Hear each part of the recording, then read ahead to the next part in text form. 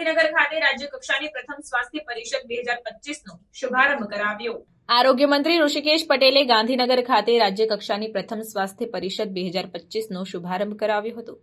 ગુજરાત સરકારના આરોગ્ય અને પરિવાર કલ્યાણ વિભાગના ઉપક્રમે state health system resource centre દ્વારા રાજ્ય માટે અગ્રતા ધરાવતા આરોગ્ય સંબંધિત વિષયો પર વિવિધ હિતધારકો વચ્ચે પરિસંવાદ યોજી આરોગ્ય સમસ્યાઓના નિરાકરણ માટેની ભલામણો મેળવવા રાજ્ય કક્ષાના સ્વાસ્થ્ય પરિષદનું આયોજન કરાયું હતું। આરોગ્ય મંત્રીએ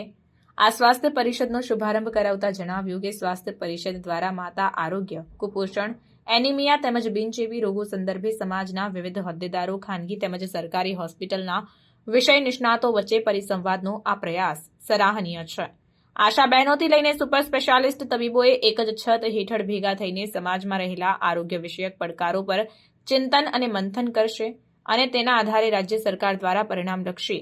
રિપોર્ટ તૈયાર કરીને તે મુદ્દાઓની પર અમલવારી પર ચર્ચા અને વિમર્શ કરવામાં આવશે।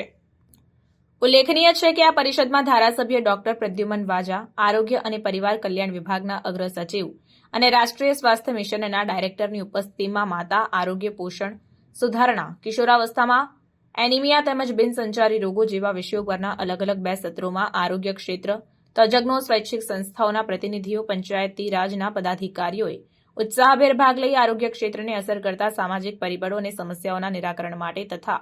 લોકોને આરોગ્ય સાથે જોડવા મૂલ્યવાન સૂચનો અને અનુભવો રજૂ કર્યા હતા।